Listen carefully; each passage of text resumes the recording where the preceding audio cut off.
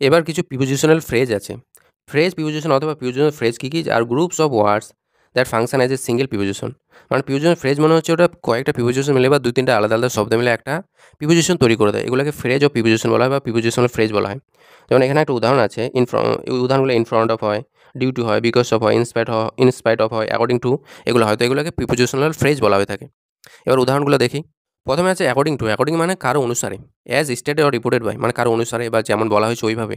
তো এই উদাহরণ কি আছে? অ্যাকর্ডিং টু দ্য যে টিচার, শিক্ষকের মতে the exam is on Monday. মানে শিক্ষকের মতে বা শিক্ষক অনুসারে বা শিক্ষকের মতামত হিসাবে পরীক্ষাটা সোমবারই হবে। অ্যাহেড অফ মানে হচ্ছে কোনো কিছুর সামনে বোঝাতে অথবা কোনো কিছু সময়ের আগে বোঝাতে অ্যাহেড ব্যবহার করা হয়। যেমন he was ahead of the other runners. সে কী করছিল?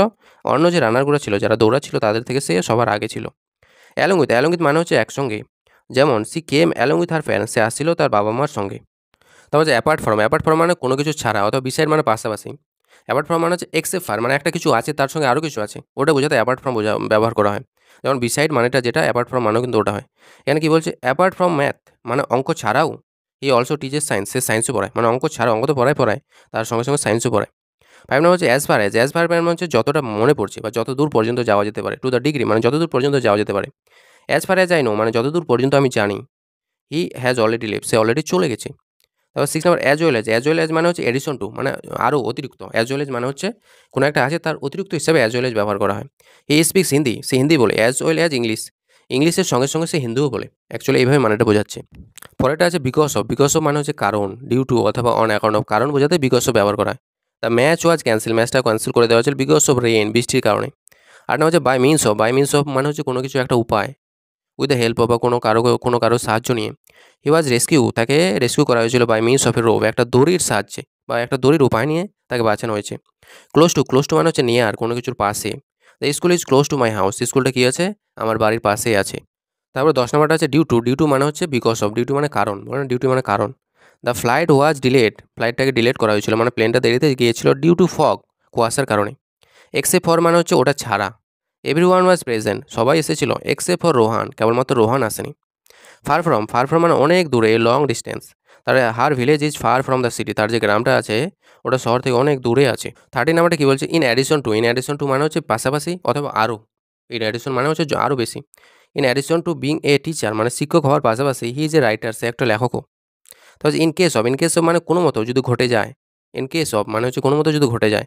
তাহলে ইন কেস অফ ফায়ার যদি কোনো মতো আগুন লেগে যায়, ইউজ দ্য স্টেয়ার্স তখন তুমি সিঁড়িগুলো ব্যবহার করবে। 15 নাম্বার বলছে ইন ফ্রন্ট অফ মানে হচ্ছে কোনো কিছুর সামনে থাকা, বিফোর থাকা অথবা অ্যাট কোনো কিছুর সামনে থাকা actually.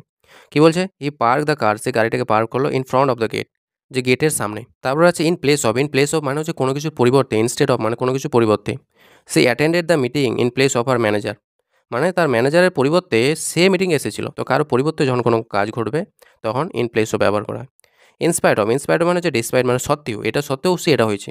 In spite of the pen মানে তার ব্যথা হওয়া সত্ত্বেও হি ফিনিশ দ্য রেস। সে কী হলো? তার রেসটা, দৌড়টা শেষ করলো। 18 নম্বর হচ্ছে ইনস্টেড অফ মানে হচ্ছে ইন প্লেস অফ কোনো কিছু জায়গায়, কোনো কিছু পরিবর্তে এটা বোঝায়। আর ড্র্যাঙ্ক জুস। আমি জুস খেয়েছিলাম, জুস পান করেছিলাম। ইনস্টেড অফ টি চায়ের পরিবর্তে আমি জুস পান করেছিলাম। 19 নাম্বারটা বলছে ইন রিগার্ড অফ মানে হচ্ছে প্রায় বা চিন্তাজনক। I am writing in regard to your complain. আমি লিখছি তোমার কমপ্লেনের উপর ভিত্তি করে। 20 নাম্বার হচ্ছে ইন রেফারেন্স টু হচ্ছে কোনো কিছুকে রেফার করা বা কোনো কিছুকে রিকমেন্ড করা বা কোনো কিছু সম্পর্কে বলা। This letter is in reference to your inquiry মানে এই যে চিঠিটা লিখছি তোমার কারণে লিখছি। 21 নাম্বার 21 হচ্ছে ইন রিলেশন টু মানে হচ্ছে কোনো সম্পর্কে বা কোনো কিছু ব্যাপারে। He gave a speech in relation to the topic. সে একটা বক্তব্য দিল যে টপিকটা আলোচনা হয়েছিল সেটাকে নিয়ে। 20 নাম্বারটা বলছে ইন রেসপেক্ট অফ মানে কি? ইন রেসপেক্ট অফ মানে হচ্ছে কনসার্নিং বা চিন্তাজনক। তো বলছে দ্য প্রেম বা কোনো কিছুর ব্যাপারেও হতে পারে। The payment was made. পেমেন্টটাকে করা হয়েছিল ইন রেসপেক্ট অফ সার্ভিসেস, কারণ যেহেতু সার্ভিসটা নেওয়া হয়েছে তাই পেমেন্টটা দেওয়া হয়েছে। 23 নাম্বারটা হচ্ছে যে ইন রিটার্ন ফর মানে কোনো কিছুর পরিবর্তে দেওয়া হয়েছে। তাহলে যে রিসিভ এ গিফট, সে একটা গিফট রিসিভ করেছিল in return of for his help, তার সাহায্যের পরিবর্তে সে একটা গিফট নিল। 24 হচ্ছে ইন টার্মস অফ মানেও হচ্ছে চিন্তাজনক বা কোনো কিছুর ব্যাপারে। The movie was great in terms of acting. অভিনয়ের দিক দিয়ে যদি দেখা যায় তাহলে মুভিটা ভালোই ছিল। 25 নাম্বারটা বলছে ইন ভিউ অফ মানে হচ্ছে কোনো কারণ হতে পারে বা কোনো কিছু বিবেচিত হতে পারে। In view of the weather মানে আবহাওয়ার কারণে দ্য ট্রিপ ওয়াজ ক্যান্সেল। ভ্রমণটাকে ক্যান্সেল করে দেওয়া হয়। তাহলে নেক্সট টু মানে হচ্ছে পাশে, পাশে অবস্থান করা। She sat next to her brother. সে বসেছিল তার ভাইয়ের পাশে। তারপর হচ্ছে অন অ্যাকাউন্ট অফ মানে যে বিকজ অফ বা কারণ। He could not attend the party. সে পার্টিতে আসতে পারেনি অন অ্যাকাউন্ট অফ ইলনেস, অসুস্থতার কারণে। পরেরটা আছে যে অন বিহাফ অফ মানে হচ্ছে কারো পরিবর্তে। অ্যাজ এ রিপ্রেজেন্টেটিভ মানে কেউ ওকে পাঠিয়েছে। I am speaking on behalf of the entire team, আমি পুরো টিমটার জন্যই কথা বলছি। তার মানে কারো হয়ে কথা বলা বা কারো হয়ে কোনো কাজ করাতে অন বিহাফ অফ ব্যবহার করা হয়। 29 হচ্ছে on top of. On top মানে হচ্ছে কোনো কিছুর উপরে আছে। The files are on top of the cupboard, ফাইলগুলো কোথায় আছে? কাপবোর্ডের উপরে আছে। আউট অফ, আউট অফ মানে হচ্ছে ফ্রম ইনসাইড টু আউটসাইড, যখন ভিতর থেকে বাইরে বোঝায় তখন আউট অফ ব্যবহার করা হয়। তো এখানে কি বলছে? ই জাম্পড আউট অফ দ্য যে মুভিং ট্রেন, সে জাম্প মেরেছিল, লাফ মেরেছিল ভিতরে যে যখন ট্রেনটা চলছিল ট্রেনের ভিতর থেকে বাইরে সে লাফ মেরে দেয়। অনিং টু, অনিং টু মানে হচ্ছে বিকজ অফ, কারণ বোঝাতে অনিং টু ব্যবহার করা হয়ে থাকে। যেমনটা হচ্ছে the event was postpone owing to rain, যে ইভেন্টটা ঘটনাটাকে বা ইভেন্ট যে আয়োজন করা হয়েছিল ওটাকে ক্যান্সেল করে দেওয়া হয়েছে, পোস্টপোন করে দেওয়া হয়েছে রেইনের কারণে। প্রায়র টু, প্রায়র টু মানে হচ্ছে আগে, কারো আগে। ই রিচ দ্য ভেন্যু, সে জায়গাটাতে পৌঁছে যায় prior to the arrival of the guest, বাকি গেস্টগুলো আসেনি তার আগেই পৌঁছে যায়, তো আগে বোঝাতো প্রায়র টু ব্যবহার করা হয়। রিগার্ডলেস অফ, রিগার্ডলেস হচ্ছে যে কোনো ক্ষতি নাই, মানে কোনো চিন্তা নেই এরকম। সি কন্টিনিউড হার স্টাডি, সে তার পড়াশোনা চালিয়ে থাকে। রিগার্ডলেস অফ দ্য ডিফিকাল্টিস, তার যদি কঠিনতা এসেছিল তার জীবনে তাও সে পড়াশোনা চালিয়েছিল, তাই এখানে রিগার্ডলেস ব্যবহার করা হয়। তাও যে থ্যাঙ্কস টু, থ্যাঙ্কস টু মানে কোনো কিছু ধন্যবাদ বা পজিটিভ একটা পজিটিভ পথ দেখাতে ব্যবহার করা হয়। থ্যাঙ্কস টু ইয়োর সাপোর্ট, তোমার সাপোর্টের জন্য সাকসিড, আমি সফল হয়েছিলাম, succeeded. Up to, up to মানে হচ্ছে কোনো একটা নির্দিষ্ট সময় বা সীমা পর্যন্ত।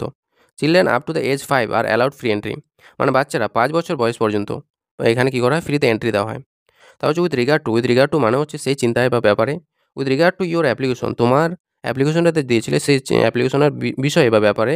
We are pleased to inform you, আমরা তোমাকে ইনফর্ম করব। 37 হচ্ছে যে with respect to, with respect to মানে হচ্ছে এটাও কনসার্নিং বা কারো ব্যাপারে। উইথ রেসপেক্ট টু দ্য যে বাজেট, বাজেটের উপর ভিত্তি করে we need more planning, budget মানে উইথ রেসপেক্ট টু মানে বাজেটের ব্যাপারে যদি দেখা যায় তাহলে আমাদের আরও কিছু প্ল্যানিংয়ের দরকার আছে। ওকে, এবার যে এখানে দুটো কোশ্চেন আছে, এই দুটো কোশ্চেনের আনসার কমেন্টে জানাও।